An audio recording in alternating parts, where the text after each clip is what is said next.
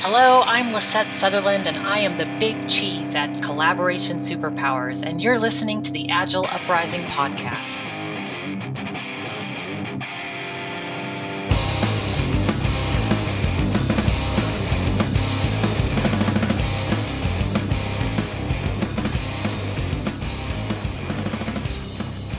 Greetings and welcome to another edition of the Agile Uprising podcast. I am your host, Jay Hrcsko. Joined with me tonight, I have fellow board member Andrew Leff. Good evening. Good morning, good evening, what have you. Coming with us, we also have two special guests who have never been on the show before. We have two of our members of our Discord chat. First, we have from the UK, across the pond, Rudy Wolf. Good evening. Good evening, Rudy. And joining us also, Joel Stone. Hello. Hello. Thank you for joining us, gentlemen.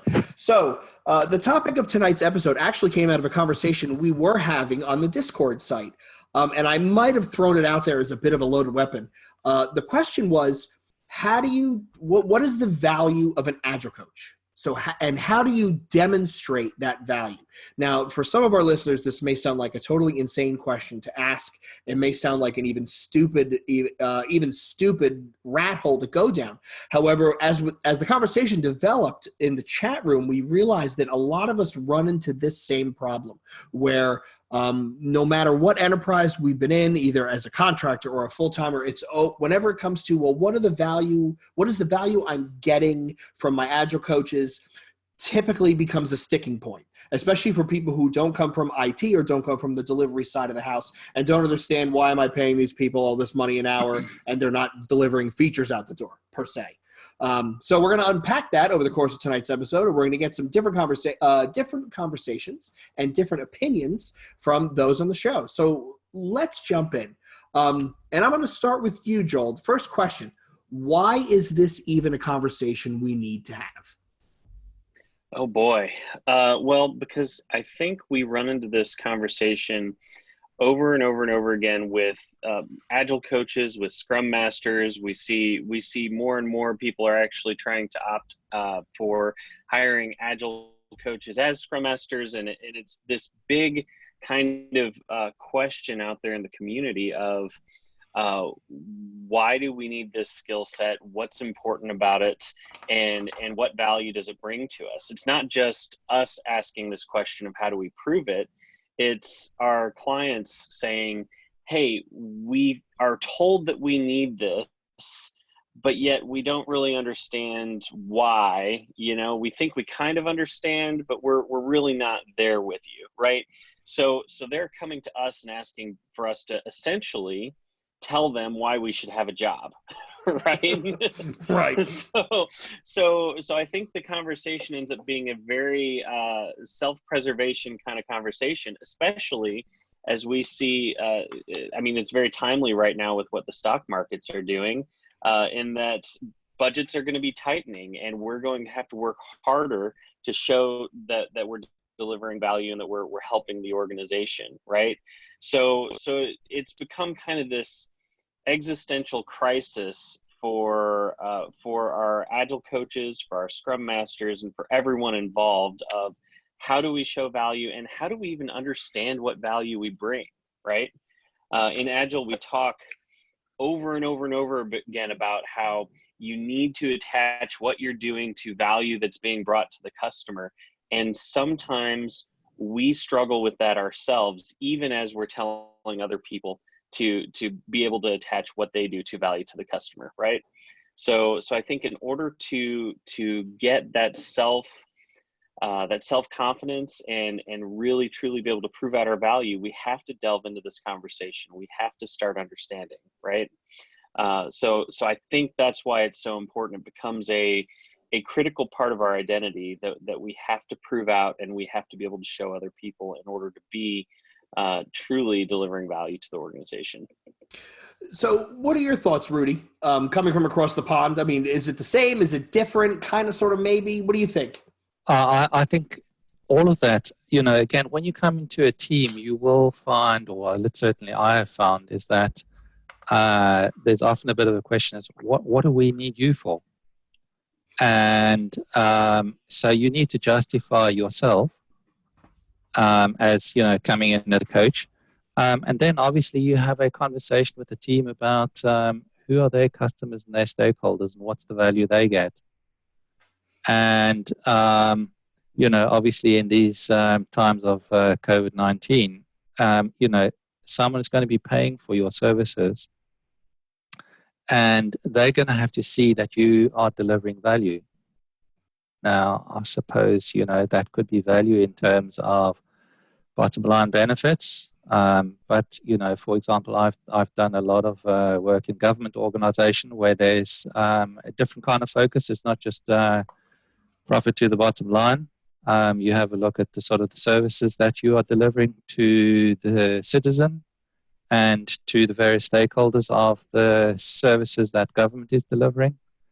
So, it always comes down to, how are you helping to improve the performance of the organization, of the teams, and of the individuals. And that is multifaceted. How about you, Leff? Why do we even have to have this whole conversation? That's probably a podcast in itself, but I agree with what's been stated. I think I approach it from a little bit different perspective, in the sense of, usually when I'm coming in, and let's just say it's an enterprise transformation, there's this unicorn effect, right? Like, hey, we're going to hire a coach to deliver transformation, right? So as a coach, the value isn't delivery. The value is, being almost wearing a mirror. As a coach, I'm wearing a mirror, and I'm reflecting back and having the experience teach and mentor and train and coach the individuals within the organization to understand how they can navigate through change, as you coach them to be able to handle disruptive situations, positive situations. So I feel a lot of the times being brought in as a coach, there's this super heavy, unrealistic expectation that you have 90 days to change people. Go do it, coach, right? So it's just, I feel that we're not brought in the right way. And this could be also another topic for another time, but I also feel like anybody can brand themselves as a coach.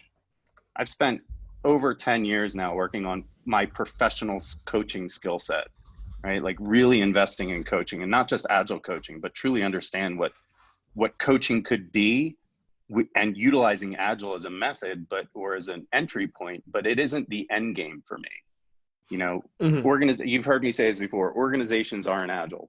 So let's make our people agile so we can be an agile organization. So you can't just make things agile. So to that point, Leff, do you think that maybe part of it is organizations by and large don't even understand what coaching is, and that's why they have trouble? They want to put like a quantifiable value on it. Do you think that's it? Maybe it's a lack of education, almost ignorance? Yeah, I think that plays a part in it. And the other piece of that too, I think, is, for what I'm talking about, to me, the true essence of coaching is really hard to sell. So you have to brand it. You have to make it profitable and sellable, right? Like, it keeps me employed. So I'm not shaming that part of the coaching spectrum, but I feel they're teach what coaching could be based upon what they originally thought. And again, it's part of their journey, right? So coaching could evolve within the organization based upon what they thought they were buying. So go on, Joel. So I hear what you're saying there, but when I've seen the best coaches out there and the best coaches I know, there is something inherent in the way that they deal with people, in the way that they coach, in the way that they carry themselves, that they don't have to sell it, right? When you reach a certain point, even just by word of mouth and recommendation, you are so in demand that you can't possibly keep up, right? So I think for a lot of us that are maybe maybe a little bit earlier in our journey, maybe we're not there yet, so we feel we have to sell that and get that experience and keep going on our journey. But I think at a certain point, the value of a specific coach, maybe not coaching in general, but a specific coach, becomes self-evident and evident through the word of others and the reputation that they have, right? I feel like, Joel, you just called me a shitty coach. You know what? I'd be calling myself a shitty coach too then, you know? Sorry, Rudy, I didn't mean to cut you off. Yeah, you know what? So I have come across people in organizations in very senior roles who will, if you have got coaching on your resume, turn you down to come and help an organization. So I thought that was quite interesting, because there's a perception, I think, in some people that, oh, okay, coaches don't do anything. We've met a lot that don't, right? Well, absolutely. So obviously it comes back to, is the coach, adding value? Are they getting stuff out the door? Are they helping the teams to get stuff out the door? There's most probably a misunderstanding of what's the definition of, I suppose, the role that an agile coach has in an organization. And I think, it was certainly very interesting to me to come across this on a very big program. And very definitive, we had to have some conversations with this person to say, wait a minute, this is the coach who actually is working to help you get stuff out the door, not just dispensing bits of good advice here at a very high day rate. And I think Rudy just introduced the idea of the high day rate, right? So I have heard of and been part of conversations where someone of a senior level has asked the question, well, what are these people actually doing? They're X amount of dollars an hour.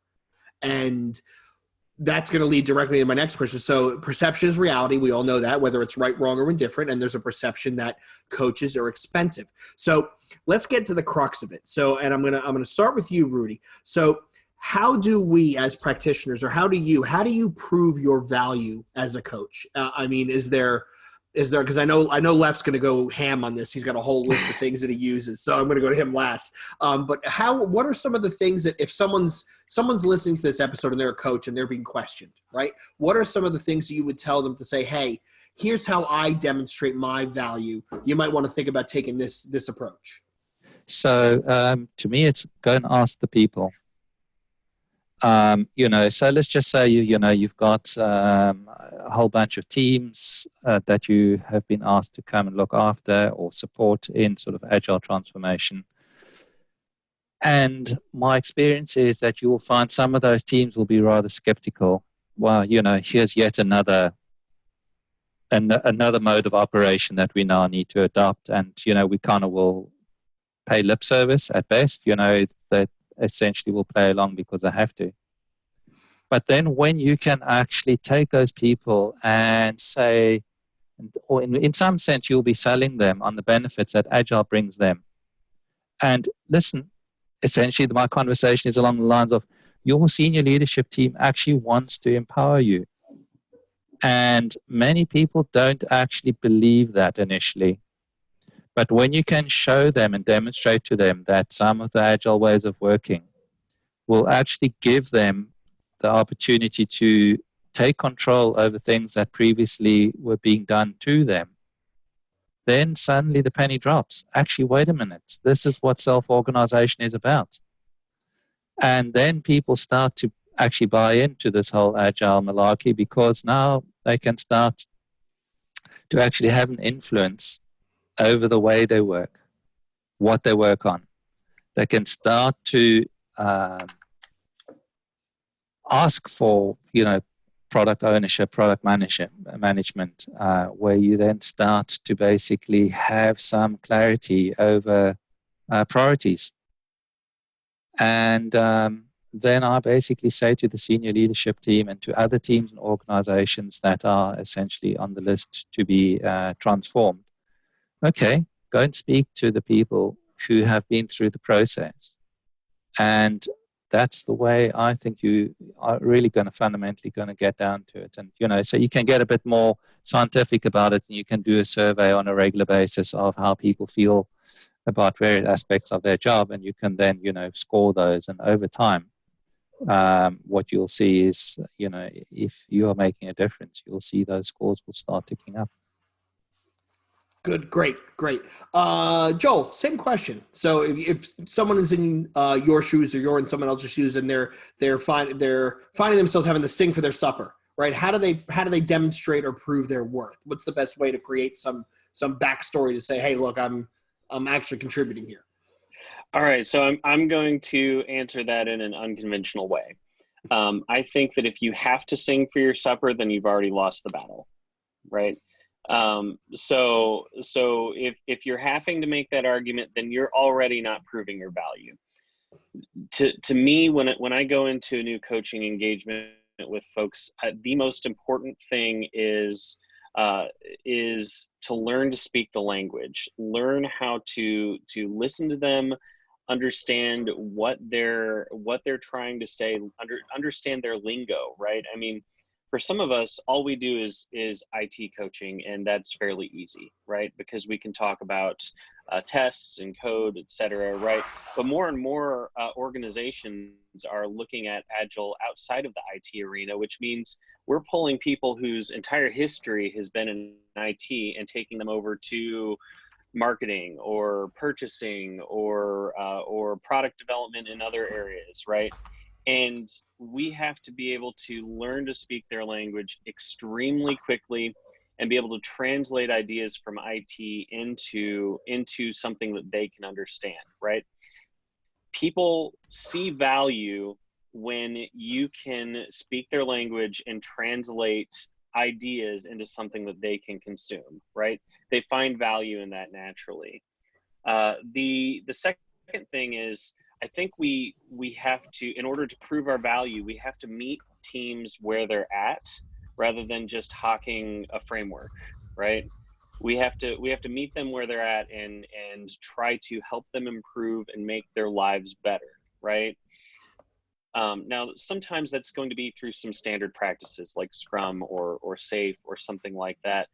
But more and more often, I'm finding that there is more value.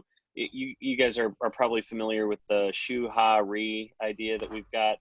I'm starting to find more and more value in this idea of skip to the Ha, right? Let's skip over Shu, because Shu gets us stuck in this mode of trying to do things perfectly rather than just try to improve teams where they're at, improve their value, and get them growing, right? When we do that, and when we focus on the growth of the teams, the growth of leaders, then I think our value becomes very self-evident very quickly. I can tell you very quickly when I have somebody in coaching a team whether or not they're going to end up adding value, because you can tell very quickly within the first meeting whether or not the team is going to get frustrated by them just hawking a framework, or whether that person is really interested in rolling up their sleeves and helping teams grow, right? And once teams understand that coaches, that we're there to roll up our sleeves, get in there, deal with the hard issues, and help them grow, then they will fight to keep us. They will, in fact, some of our best coaches at my company, teams will like throw a stink if we need to move them to another part of the organization, right? And they will like cry out because they want us, right? And that is the best statement of value ever, is when a team refuses to let somebody go, right? So I kind of to recap that, if we're having to have the conversation about our worth, we've already lost because we're not showing value, right? There's not apparent value. And that's not calling anybody a shitty coach. No offense, Leff. But we have to start showing value from day one, and it's got to be evident in the words of others, not in the words of ourselves, you know? So before I go to you, Andrew, I want to ask you, Joel. So you talked about, if I have to sing for my supper, I've already lost the plot, right? I'm already behind the 8 ball. Do you think that whole idea of singing for your supper, right, having approved worth, maybe it comes from, and Andrew poked at this before, the bad expectation of hiring a coach coming in, right? Do you think that maybe they're looking for a unicorn, and when they don't see you like, conducting an orchestra with a broken pencil and no tubas or whatever, right? Do you think that's setting they were like, well, I had this preconceived notion in my head of what Joel, the coach, is going to do, and I'm not seeing it, so he's not worth the money. I got to get rid of him. Do you think that maybe has something to do with it? Nobody ever took the time to frame the narrative, right, to set the expectation of what they're really looking for? Well, maybe, but I would say that in most of the times when I sit down with folks and start coaching them, I never have the conversation of what to expect from a coach, right? I don't have that conversation, because all I'm there to do is to sit, listen, and try to reflect and help people grow, right? I might occasionally offer suggestions, but the idea of what does a coach do, if the more time I take explaining that and clarifying that, the less time I have and that I'm spending listening to them and helping them figure out how to make their lives better, right? So most of the time when I engage in a new coaching engagement, it starts informally, sitting in somebody's office, going to coffee with them, sitting and listening and saying, hey, you know what? If you want, I hear some problems that you're having. If you want, let me see if I can help you solve them, help you grow in this area, you know? But I don't sit there and say, now, I am an Agile coach. This is what you can expect from an Agile coaching engagement. And if you don't like that, then you can, I don't know, you know, I mean, it's nothing that formal, because coaching is all about relationship. It's all about connection at a very human level, right? So the more we formalize it, the more we try to put this mystic veil around it, the less we're actually spending our time and energy helping make people's lives better, which is our mission, right?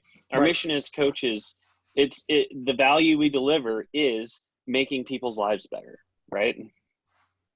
Right. Drew, to you. So when somebody comes to you and says, how do I prove your value? Like, how do you prove your value? How do you personally go about, or what advice would you give people to say, look, this is my cheat sheet for when someone says, well, how do I know I'm getting value out of a coach? How do you answer that question? What are the things you use? Yeah, so I kind of go in, maybe it's a little bit radical or aggressive, but you're looking for a coach for a reason. So I've already proven worth in coaching. So for me to put that out there, the way I look at it is, you have to trust what you're bringing in is where you want to go, or what you believe is valuable, right? And we will devise and co-create a coaching plan so it's transparent. Now, it doesn't mean I have to list everything a coach does, but we will co-design and co-create a plan going forward for the organization that we will be coaching in, or I will be coaching in. So that to me is important. And the other piece of it is, and again, I'm going to go a little abstract, is something I've been taking a lot of time to invest in is around relationship systems intelligence and the principles that go with RSI, and how do you partner that with coaching skills. And it's, Joel, you started to touch on this, right? So again, when I say systems, I mean groups of people, and those systems are in a constant state of emergence. So how do you investigate, reflect, provide value, whatever buzzword or phrase you want to say, around the constant state of emergence? If you can honor that everything is emerging around you, within you, outside of you, all of this, you can start to pull back on the metrics driven conversations and how do we define value, and we're a coach to deliver change, and all these things that really in the grand scheme of things is, if we focus on the people differently and nourish those relationships in a different way and hold people accountable to outcomes, there could be a shift in the enterprise scaled world of large organizations. So the concept of deep democracy, every voice is to be heard.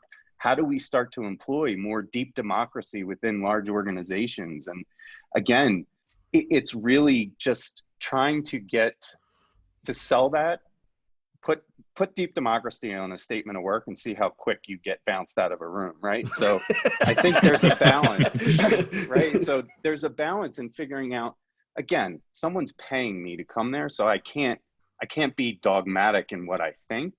I think meeting them where they are, like Joel was saying, it's important, but also holding them accountable trust me, I love firing clients.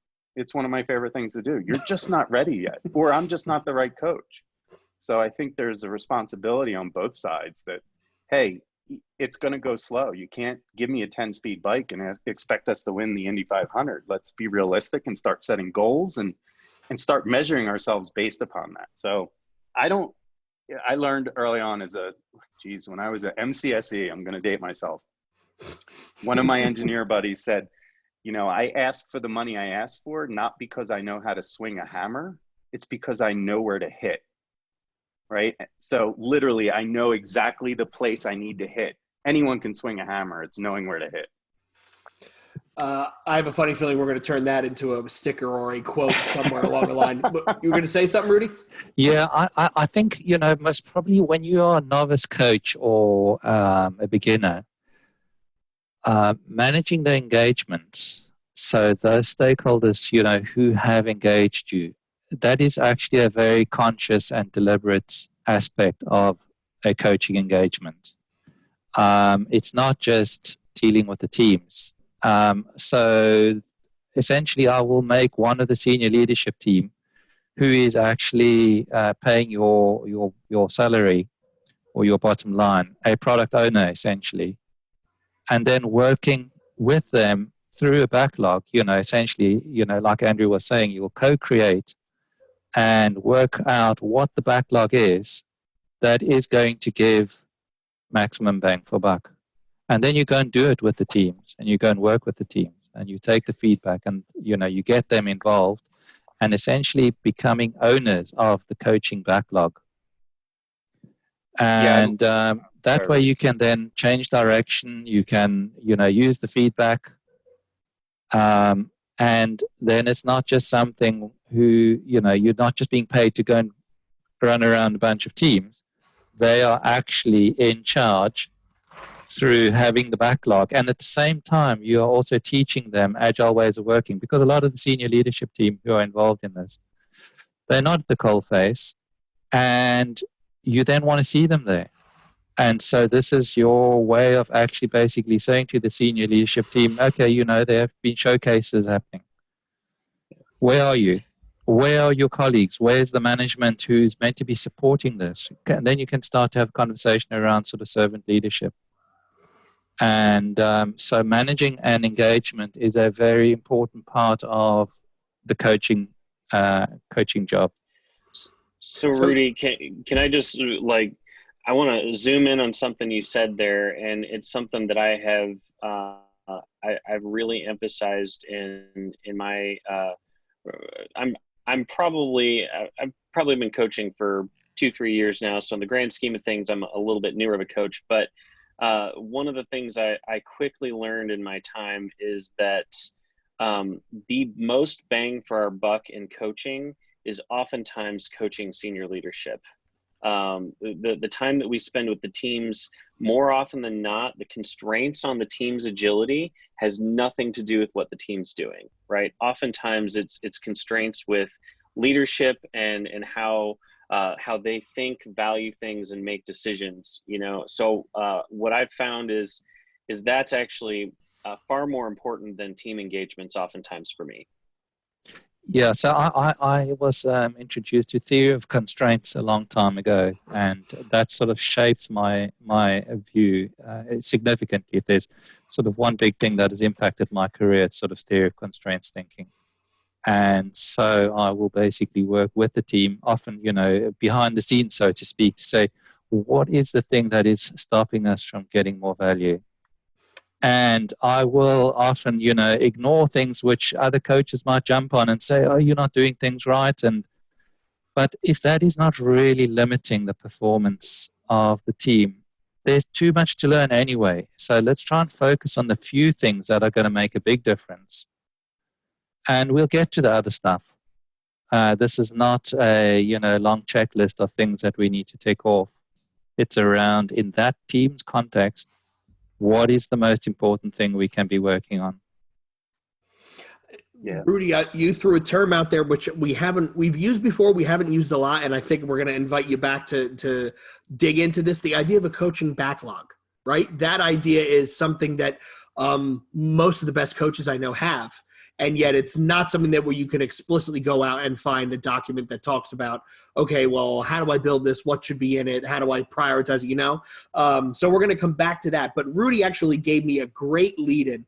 And I think actually all three of you did when you started talking about the idea of coaching a senior leader, because I wanted to ask, does this whole question of value, does this question of how do I prove my worth, does it change with the inevitable coaching stratification, the team versus the program versus the platform versus the solution versus the enterprise? Does it change this dialogue at all?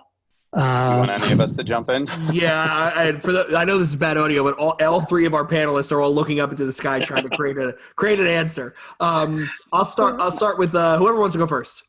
Go ahead, Andrew. All right, you're going. I'm muting. Okay. It's one of those like, hey, you go. No, you go. I think when you look at, I like Andrew's.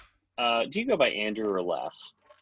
Which do you go by? So people call me Leff just because that's what the Agile Uprising has branded me as. But you can call me Andrew. That's actually what normal people call me. So. All right. Well, I think you actually metaphorically hit it on the head with your metaphor of the nail, right? I think that the stratification doesn't impact as much as the accuracy with which you hit the nail on the head and know where to hit it, right? If the primary constraint is senior leadership, then the most value you're going to get out of Agile coaches is at the senior leadership level. If they're the primary constraint, right? If the primary constraint is on an organization or a team's technical practices of maybe not using automated testing or deployment, or their DevOps stuff is a big constraint, then that's going to be where you get the most value, and that's where you should spend the most time and attention as a coach, right? It's less about the level, and I don't see a whole lot of difference in prestige between the levels as much as I do with how accurate are you, right? And as a coach, can you be flexible enough to walk in all of those different circles, right? If you are, so I know some coaches who are great team coaches. They can go in and do wonders with the team, but I can't put them in front of senior leadership. And and these aren't even people who I work with. These are people from other parts of the industry, and so their flexibility makes them limited as a coach in where they can hit the nail, right? So ultimately what you need is coaches who can be flexible and go to any level, and that's where you get really, really valuable coaches, right? Yeah, no, I would agree. And I think the other piece, there's a responsibility from a coaching perspective, and I fall into this all the time, right? Like your baby's ugly. You suck at your job. You do everything wrong, right? So that reflection fatigues from a leadership perspective. To jump into your question, Jay, I think leadership is like, well, that's what I hired you to do, right? Like, don't tell me my baby's ugly again. Go fix it, right? And I think what you were talking about, Rudy, is critical. It's paramount, in my opinion, for creating that sense of urgency to eat their own dog food, to experience what they're forcing upon the organization to experience, and not from the ivory tower. So to me, I think there's all levels of coaching, right? There's value at all levels. But I think from a transformation perspective, and sorry, that's just where my head is always at, just because that's what I eat, drink and breathe. But you really need that leadership alignment. And I've done a lot of work, and my colleagues have done a lot of work in this dojo mentality, right? These intense cycles with leadership specifically on how they need to operate as an autonomous team to create autonomy and pride and mastery within the organization, and understand that, and you brought it up earlier, Joel, Shuhari, right? I'm a firm believer in it, but you don't stay in any one state. You're constantly moving back and forth, but you can't stay. You have to be able to recognize when you are stuck, what you need to do to either move back or forward. So as long as you're failing forward and learning from those cycles, I think there's it's, and I might be going off track here, but it's my last comment, in the sense of, we talk about the training and methods and coaching. What I feel there's a gap is the ability to practice. You can't get better unless you do this stuff. I can tell you, I can read a book on brain surgery. I could read that book 100 times. Do you want me cracking your skull and operating on your brain? Probably not.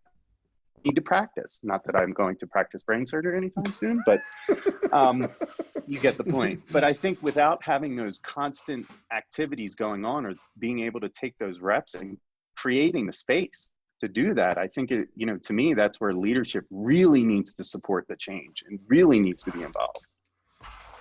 And Rudy? So I just wanted that stratification comment, that word sticks out at me. I'm sure we've had many conversations over the years.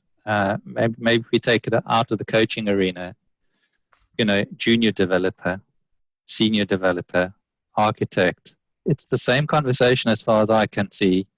You know, essentially, how do you go about, what's the career path? How do you get paid more? How do you get more responsibility? And that's why you're basically seeing the stratification, you know, as the whole sort of agile business becomes more mature, there's essentially some attempt to try and create some distinction or differentiation between different levels of experience, and therefore I can, you know, progress in my career path. Or am I going to be an agile coach for the rest of my life? And how do I get to be more valuable? So that's where the stratification, I think, comes from. And it was just interesting. I'm sure there was a podcast I listened to a couple of days ago by the Basecamp guys, where they, you know, got rid of all job titles, create what you want. And now they've gone back to a very structured approach. You come in as a, you know, apprentice and a junior and so forth. And pay grades are essentially, we look at the market rate. We have some kind of a view on what a particular scale will be paid. The conversation around pay go away. It becomes a lot more objective around, you know, what skills you need to be at what level. Rudy, if you would be so kind, send us over that information for that podcast, because I'd like to check it out myself, let alone pass it along to the listeners. You bring up a fascinating topic, which is the whole holacracy idea, which Zappos, I can't wait for that inevitable case study where they wanted to go to holacracy, which is basically treating people like an operating system. And it was a flaming disaster. And now I read somewhere, I think it was Dan Lyons' last book, which, by the way, listeners, if any of you knows Dan Lyons or his publicist, please get him in touch with me. I want to have him on. He talks about the story where they're trying to unwind the holacracy at Zappos and install Teal from Frederick Laloux's Reinventing Organization. So I'm real curious to see how this lunacy turns out. So along the lines of this same question, I want to ask you, gentlemen, does the whole idea of proving value, does this change? I just asked if it changes with the coaching stratification. Does it change if I'm viewing a contractor versus a full-time employee? Does it change? I see everybody's nodding along. So Joel, you nodded the most. I'm going to start with you. How does this conversation change if I'm talking about a full-timer versus a non-captive resource? Okay, so I think there's actually three classifications there that we've got to deal with, right? And I've been in two of the three, so I have a little bit of a perspective on that. There's the contractor or external employee, basically a seat warmer that works for a contracting company, right? And oftentimes companies will hire those to come in and do agile coaching, especially if they aren't quite sure of the value, right? You got your internal coaches, and oftentimes those are the people who can I be blunt? Oftentimes those are the people who we don't know what else to do with, and we think that well, maybe we'll put them on this new stuff and see if it flames out and we can fire them in the next downturn, right? Or the next layoffs. And then you have the true consultants, right, who are hired to come in and help transform organizations because they're the only ones that leadership is going to listen to, right? Mhm. So you really got three different groups there, and the dynamics play very differently depending on the organizational culture, right? You've got the internal employees who some are good, some aren't. I mean, you get, just like any internal employee, you get that range of things, and their career is largely based on relationships internal in the company and their reputation, right? You've got the agency folks who are just desperate to keep their job, right? They could be walked out at any point in time. Most companies have some level of flexible workforce. They could be walked out at any time. So they're trying to do whatever the internal groups at the company want, regardless of whether that's a good idea or not, right? And then you got the contractors who, the consultants who come in and are there to give the hard truths, to help the organization change when it can't change itself, right? So I think, generally speaking, the effectiveness and the value statement is dramatically different between the three. You need the internal coaches because they're the ones who are going to be there after leadership has decided that the consultants are too expensive to pay, right? Right. So we're going to need them. We're going to need them to be good. We're going to need them to be valuable. You definitely need the consultants because the consultants are the ones who can come in and give an outside perspective. And you also need the folks who are in more of that contractor position, because oftentimes they're the ones who are going to be in the talent pipeline to bring in and find the good ones, right? The ones who are willing to, even when it's dangerous for them to do so, stand up and really help the organization improve, right? So I think the value statement for each of those groups is slightly different, and they're all necessary depending on exactly what the organization is facing at the time. Rudy, same question. Does it Yeah, change?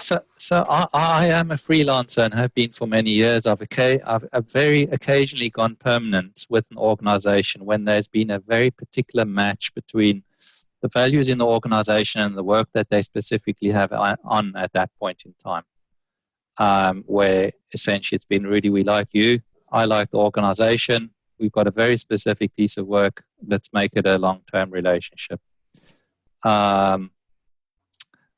I think if you are at the place where you want to becoming, let's say, working in an agile way, it takes a long time to acquire these skills. And it's going to take many months and many cycles of having worked with multiple teams through, multiple sprints, multiple, I get asked, so how long is it going to be before we agile, Rudy?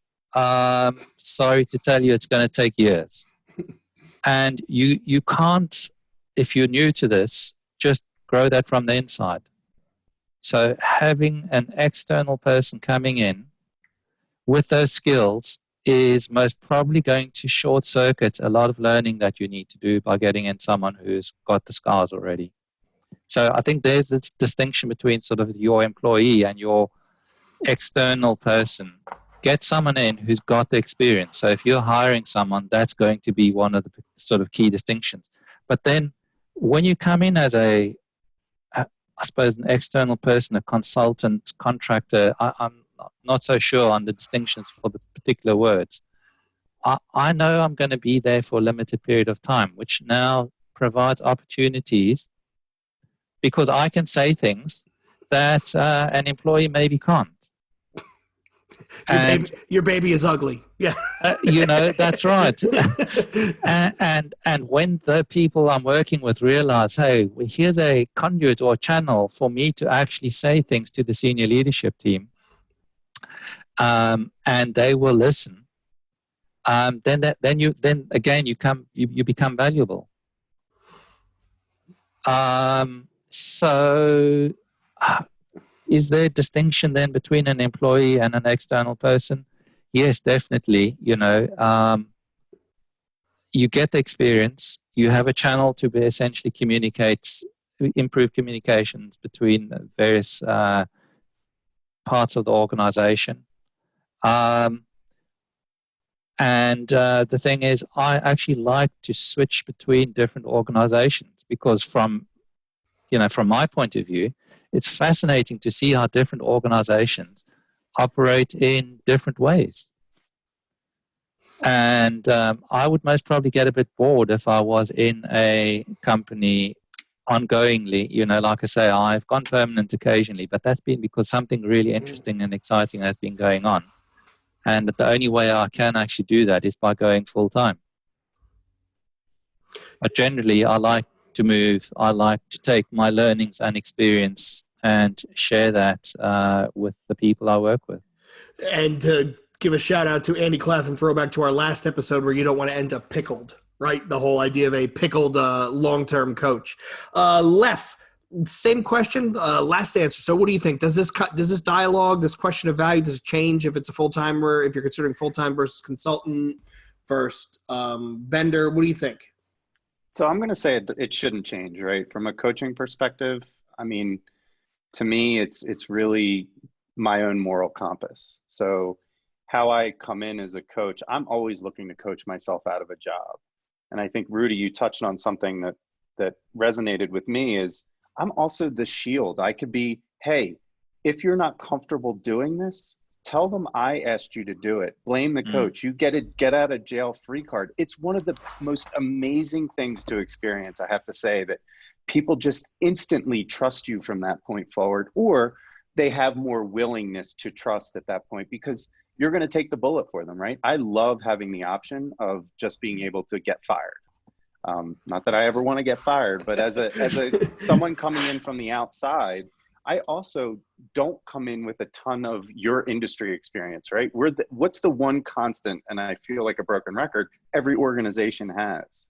People, right? Not systems, it's people. So I come in to work with people, and I'm not going to make your systems better, but I could make your people better, or you can help me make your people better. So which should improve quality, or at least illuminate the fact that you suck at what you do, and here's a path forward. So I think it's important, and something you guys touched on earlier too is the title thing, right? Like listen, I'm a coach, whether I'm brought in as an enterprise coach, a team coach, to me, it's flat. I come in to coach because people are people.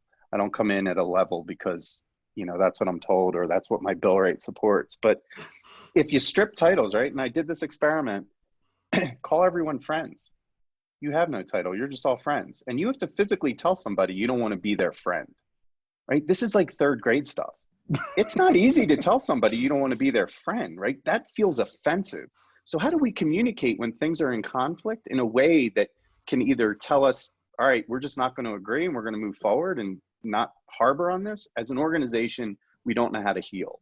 So that healing process, a coach can really be beneficial in teaching people how to heal and not constantly be wounded. So Andrew, I think that point right there is one of the most fundamental truths that good coaches end up learning, right? And that is that our job, one of our primary jobs as coaches, is to heal organizations, right? It's so the value ends up being the same value prop that doctors have, right? We come in and we make the patients feel better, right? In fact, I was mentoring somebody recently, and I said, when we talk about our problem people in an organization, when we talk about a problem people on a team or on a leadership team, we have to realize that their behavior or what they're doing comes from someplace, right? And if we were outside of work and taking it to some level of extreme, we would call that trauma, right? And so our job as coaches is to try to get to the bottom of and heal trauma in organizations, So I think that ends up being a huge value prop, whether you're at the team level or senior leadership level, Well said. And Rudy, I'm going to go to you, and then I'm going to take us home. Yeah. So again, when you're in a team, there's no distinction between contractors and employees. You want to create alignment. You want to make sure that the working agreements are co-created. Everyone understands and knows what they are. and there's no distinction between, contractors and employees. You are all in the boat together, and you'll all sink or swim together. And common objective is really what I look for in the teams. And then when you expand that to multiple teams or within an organization, then you're trying to look at some kind of a end-to-end value stream so that everyone is pulling in the same direction. Perfect. I couldn't have asked for a better postscript right there than the way Rudy wrapped it up. And gentlemen, we quickly hit an hour on this one. I think we could probably go another 2, but I want to be conscious of everybody's time because again, we're doing this off hours. I think Rudy, I don't even want to ask what time it is over there. So on behalf of myself and Andrew, I want to thank you, Joel. I want to thank you, Rudy, for taking time to join us. On behalf of Andrew, Rudy, Joel, and myself, I want to thank all of you listeners for tuning in again. If you enjoyed this episode, please give us a review, a rating on iTunes, Stitcher, Podbean, your podcast app of choice. It does help us show up in other potential listeners' search bars. If you'd like to join the discussion, share the stories, go into more dialogue about this conversation, we have the coalition.agileuprising.com. We have a very, very vibrant Discord server, which these two gentlemen are a big part of. We've had some really good conversations going long into the night about some real interesting topics. And last but not least, we will throw a link out there for Patreon. Again, this is all funded out of our own pockets, but we do know some people like to throw in a couple bucks here and there. We're always appreciative, and you will get some goodies from me in the mail. No, my last name isn't spelled incorrectly. So once again, I want to thank Joel. I want to thank Rudy. I want to thank Andrew for your time. And until next time, this is the Agile Uprising Podcast, signing out.